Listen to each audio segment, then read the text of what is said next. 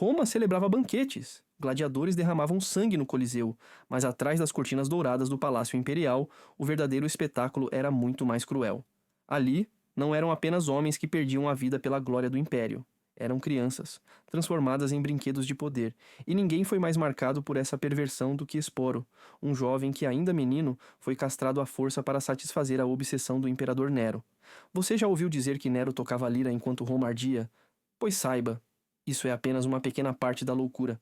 Porque, para manter viva a lembrança de sua esposa morta, ele destruiu a vida de um garoto e o transformou em sua boneca viva.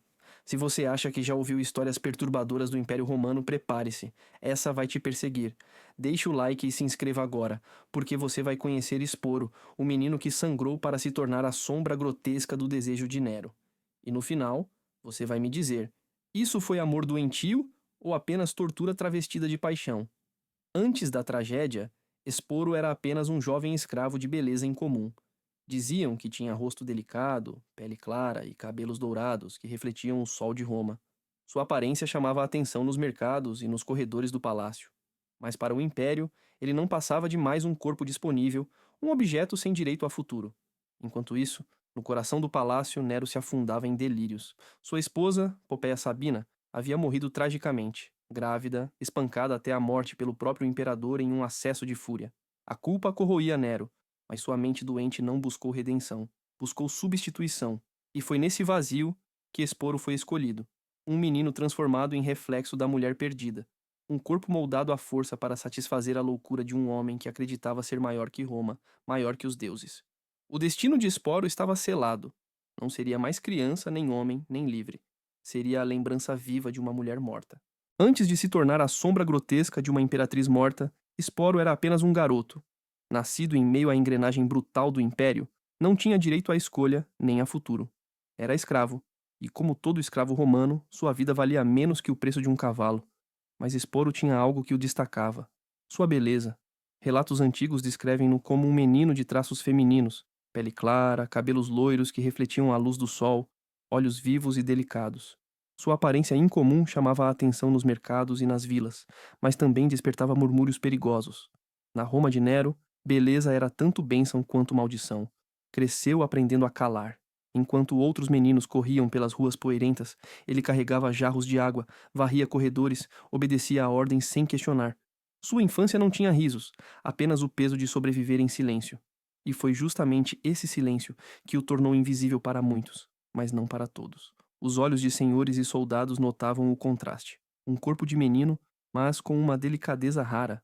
Alguns riam, chamando-o de efeminado. Outros o olhavam com desejo. O destino de Esporo já estava marcado antes mesmo que ele soubesse. Porque em Roma, um escravo belo não era protegido. Era mercadoria. E quando sua imagem chegou aos ouvidos do imperador, o que parecia apenas curiosidade se transformou em sentença. Nero, afundado no luto pela morte brutal de Popeia Sabina, não buscava consolo, buscava substituição, e quando lhe falaram de um garoto cuja beleza lembrava a juventude da esposa perdida, o imperador enxergou nisso a oportunidade de moldar sua obsessão. Esporo não sabia, mas já estava condenado. O menino escravo seria arrancado de sua vida miserável para entrar em uma prisão ainda pior, a de se tornar a boneca viva de Nero. O estopim da tragédia de Esporo não nasceu nele, mas no vazio deixado por Popeia Sabina. Popeia era a segunda esposa de Nero, famosa por sua beleza radiante, pele alva e cabelos dourados. Ambiciosa, sedutora, fora capaz de conquistar o homem mais poderoso de Roma e, com isso, transformar-se em imperatriz. Mas também fora vítima da fúria descontrolada do marido. Grávida, em seus últimos meses de gestação, Popeia discutiu com Nero em um de seus acessos de raiva. O imperador, conhecido por explosões violentas, chutou-a brutalmente no ventre. O golpe foi fatal. Popeia morreu com o filho ainda em seu corpo. Roma mergulhou em choque. O povo murmurava que os deuses haviam sido insultados, que a morte de uma imperatriz grávida era presságio de ruína.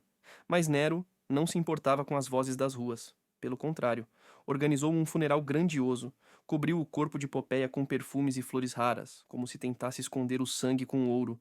Só que a morte não trouxe alívio, trouxe obsessão.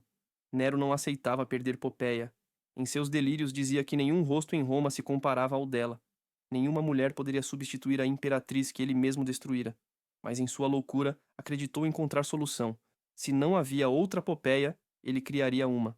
E foi então que ouvi falar de Esporo, um garoto loiro, de traços suaves, cujo rosto lembrava, ainda que de forma distante, a juventude da imperatriz morta. Na mente distorcida de Nero, aquilo bastava. O menino não era mais menino. Era matéria-prima para satisfazer um desejo doentio. E assim, a tragédia que começara com a morte brutal de Popeia avançava para o destino ainda mais cruel de Esporo. Depois do funeral de Popeia, Nero mergulhou em um vazio, que nem banquetes, nem espetáculos, nem massacres conseguiam preencher. O imperador, que se via como artista e deus, não suportava a ideia de perda. Precisava de algo que lhe devolvesse o rosto que destruíra com as próprias mãos. Foi em meio a esse delírio que os conselheiros trouxeram-lhe o nome de Esporo, um jovem escravo de aparência delicada, de cabelos claros e feições que lembravam vagamente a falecida imperatriz. Nero mandou chamá-lo. Diante do imperador, Esporo tremia. Era apenas um menino, jogado aos pés do homem mais poderoso do mundo. Mas Nero não via um escravo apavorado. Via uma tela em branco, pronta para ser moldada. Observou-o longamente, em silêncio. Depois, com um sorriso frio, declarou: Ele será Popeia. Eu a terei de volta. Ninguém ousou contestar. Servos se curvaram, conselheiros silenciaram. O destino de Esporo estava selado com uma frase. Para Nero, não importava que fosse um garoto. Importava apenas que sua imagem pudesse servir como fantasma da esposa morta. E para que a ilusão fosse completa, o imperador ordenou o passo mais cruel. Esporo deveria ser castrado. Não se tratava apenas de mutilação física, tratava-se de apagar sua identidade, arrancar-lhe a juventude masculina, impedir que seu corpo crescesse livre. Era a transformação forçada de um menino em objeto. Quando Esporo foi levado de volta à cela, não entendeu inteiramente o que estava por vir. Sabia apenas que havia sido escolhido, e na Roma de Nero, ser escolhido não era bênção, era maldição. E os preparativos já estavam em andamento. Porque em breve, o jovem escravo conheceria a dor que o faria deixar de ser menino e começar a ser a boneca viva de um imperador. A ordem de Nero foi cumprida sem demora. Esporo foi levado para uma sala escondida no interior do palácio, onde o cheiro de vinho, ervas e ferro em brasa preenchia o ar. Não havia médicos compassivos, apenas escravos treinados para obedecer. Ele foi amarrado a uma mesa de madeira. Seus pulsos e tornozelos prenderam-se a correntes. Tentou se debater, mas a força dos homens era esmagadora. O olhar desesperado buscava resposta, mas tudo o que encontrou foi silêncio. Silêncio de quem já sabia que nada poderia salvá-lo. Então, o horror começou. Com lâminas afiadas, mutilaram seu corpo. O corte foi seco, seguido de um grito que ecoou pelos corredores de mármore. O sangue jorrou em ondas, manchando panos que logo ficaram encharcados.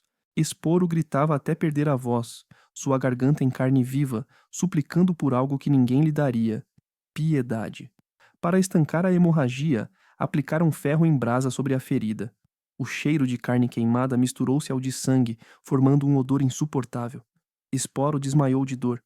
Alguns pensaram que não resistiria, mas Nero havia ordenado que ele vivesse, e, portanto, ele viveu. Horas depois, foi jogado em um leito, coberto de panos ásperos. Tremia de febre, delirava, gemia a cada respiração. O menino que um dia fora inteiro agora era apenas uma sombra mutilada. Nero, ao saber que Esporo sobrevivera, sorriu satisfeito. Para ele, aquilo não era um crime, era criação. Agora, ele está pronto para ser Popeia. Não importava se Esporo ainda sangrava. Não importava se seus olhos estavam cheios de terror. O imperador não via mais um ser humano. Via uma boneca, um brinquedo moldado à custa de sangue e dor, e a transformação apenas começara. Depois da castração, Esporo deixou de ser tratado como escravo e passou a ser moldado como espetáculo. Nero não queria apenas um substituto íntimo para Popeia Sabina. Queria exibir ao mundo que sua esposa morta continuava viva, ainda que em corpo de menino. Costureiros foram chamados para confeccionar vestidos idênticos aos que Popeia usava. Esporo era vestido com sedas finas, cinturas ajustadas, véus longos. Seus cabelos loiros eram penteados com perfumes e óleos, trançados para imitar os penteados da imperatriz. O rosto era coberto por pó branco, as bochechas pintadas de vermelho, os lábios tingidos de carmim. Ele era ensinado a andar como mulher. Instrutores o faziam praticar passos curtos, graciosos, com a cabeça erguida e o olhar suave. Ensinavam-no a mover as mãos de forma delicada, a rir baixinho, a responder como se fosse Popeia. Cada gesto era treinado, corrigido, repetido até a exaustão. Nos banquetes, Nero o exibia. Esporo entrava coberto de joias que pertenciam à imperatriz morta. A corte, em silêncio, Fingia não ver o grotesco. Ninguém ousava rir. Ninguém ousava comentar. Um olhar errado podia significar morte. Mas por trás dos véus e perfumes, Esporo ainda era um garoto. Seu corpo frágil, marcado pela cicatriz da mutilação, sofria em silêncio. Os vestidos escondiam as feridas. O sorriso forçado escondia a dor. Nero, no entanto, parecia satisfeito. Dizia diante de todos: Vejam, Popeia está de volta. Os deuses me deram o poder de vencê-los. E assim, Esporo, um menino castrado, foi transformado em boneca viva. Não tinha voz, não tinha escolha. Sua existência era apenas encenação da obsessão de um imperador enlouquecido. E a próxima etapa da farsa seria ainda mais absurda: o casamento. Roma já havia visto casamentos de reis e imperadores, alianças forjadas em ouro e sangue, mas jamais testemunhara algo tão grotesco quanto o espetáculo que Nero preparava. Esporo, ainda adolescente, foi vestido como noiva. Vestiram-no com um véu branco e longo, adornado com pérolas e coroado com grinalda, como se fosse uma jovem virgem prestes a se casar. A cicatriz de sua castração ardia sob as camadas de seda, mas ninguém se importava.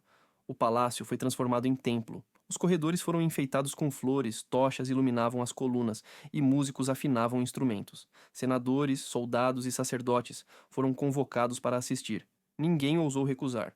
Quando Esporo entrou no salão, os presentes prenderam a respiração. Todos sabiam o que estavam vendo: um garoto forçado a viver como a sombra de uma mulher morta.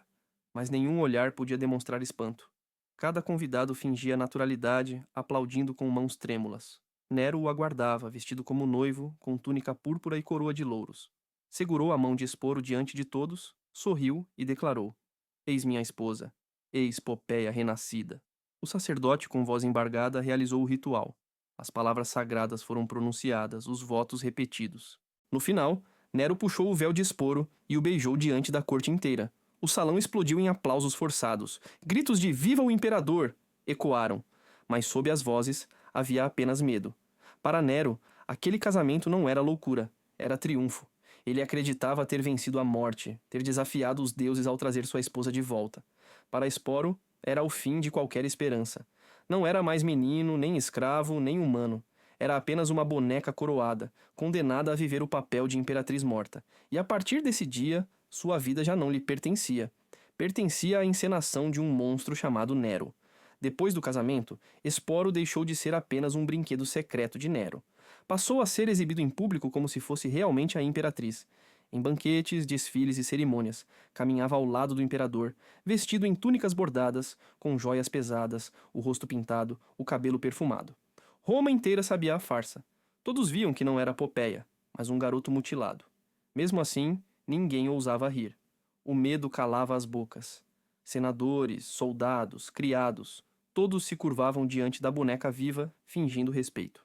Nos teatros, Nero chegava de mãos dadas com Esporo, chamando-o de minha esposa, apresentando-o como se fosse a imperatriz reencarnada. Alguns cidadãos murmuravam em segredo, indignados, outros apenas se resignavam. Mas ninguém ousava confrontar. O imperador já havia mandado matar por muito menos. Esporo era obrigado a desempenhar o papel em cada detalhe. Sentava-se ao lado de Nero durante banquetes intermináveis. Sorria quando lhe ordenavam. Acenava para o povo como se fosse realmente imperatriz. Até sua voz era treinada. Falava baixo, doce, imitando o tom feminino que Nero exigia. Mas por trás da máscara havia sofrimento. O corpo mutilado ainda carregava dores constantes. As roupas apertadas escondiam cicatrizes, mas não apagavam a sensação de vazio. E cada vez que Nero o chamava de Popeia, Esporo sentia-se morrer mais um pouco. A vida pública era teatro, a vida privada, tortura. No silêncio dos aposentos, Nero tratava-o como substituto da esposa morta, exigindo obediência absoluta. Para o imperador, ele não era pessoa, era fantasma, era boneca. E assim Esporo vivia, entre aplausos forçados e noites de humilhação. O menino que um dia carregava jarros como escravo, agora desfilava coroado. Mas sua glória era prisão. E quanto mais Nero se afundava em loucura, mais fundo Esporo mergulhava em degradação. O papel de imperatriz não era apenas uma farsa pública. Nos aposentos privados, a crueldade de Nero era ainda mais explícita. Esporo não era tratado como companheiro, nem como amante. Era reduzido a objeto. Um corpo moldado à força, sem voz, sem escolha. O imperador exigia que o chamassem de Popeia em todos os momentos. À mesa, durante as noites de orgia, até quando o fazia desfilar diante de convidados. Esporo era obrigado a rir quando Nero dizia piadas, a cantar quando o imperador tocava lira, a chorar quando lhe ordenava. Boatos circulavam pela corte. Alguns diziam que Nero obrigava Esporo a se deitar com ele em público diante de guardas e senadores, para provar que a imperatriz estava de volta. Outros murmuravam que o fazia participar de espetáculos privados, onde era exibido como uma marionete, vestido e despido sob aplausos nervosos. Cada vez mais, Esporo era desumanizado. Não havia espaço para sua identidade, para sua dor. Era chamado apenas de esposa, de sombra, de boneca, e quanto mais ele se calava, mais Nero acreditava em sua própria mentira. A corte, cúmplice pelo silêncio, aceitava a farsa como parte do terror do imperador. Alguns riam em segredo, outros se enojavam, mas todos se curvavam, porque desafiar Nero significava morrer. Para Esporo, cada dia era um tormento. A vida que lhe restara não passava de encenação grotesca. Não era mais escravo, não era mais menino, era coisa, era espetáculo. E mesmo quando Roma ardia em chamas, quando o povo gritava contra os abusos do imperador, Esporo permanecia ali, vestido de seda, ao lado do homem que o havia destruído. Mas a queda de Nero estava próxima, e com ela viria também o fim inevitável da boneca viva. Quando Nero finalmente caiu, cercado pela revolta do Senado e pelo ódio do povo, Esporo não comemorou. Para ele, a queda do imperador não significava libertação, mas condenação. Sua existência estava ligada ao capricho de Nero. Sem ele, já não havia papel a desempenhar, nem função a cumprir. O novo poder em Roma não queria lembrar da farsa. Para os senadores, Esporo era símbolo de vergonha, prova viva da loucura imperial. Sua presença era afronta. Onde passava, lembrava a todos o quanto se curvaram ao delírio de um homem. Abandonado, sem proteção, tornou-se alvo de insultos. Alguns o chamavam de aberração, outros o cuspiam nas ruas. Aquele que fora vestido como imperatriz agora caminhava sozinho, carregando apenas o peso da humilhação. A ordem final chegou como sentença silenciosa. Esporo deveria desaparecer. Não havia lugar para ele em Roma. Forçado a seguir o destino de tantos derrotados, o menino que fora boneca viva do imperador tomou sua própria vida.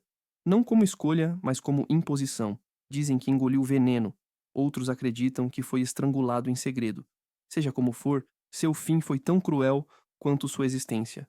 Assim, a história de Esporo terminou em silêncio, mas sua memória atravessou os séculos como testemunho do que a loucura humana pode fazer.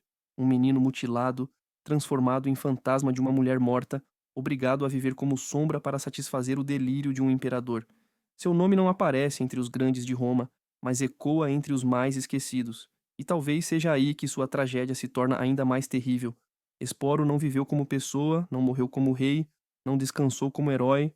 Ele foi, do começo ao fim, apenas a boneca quebrada de Nero,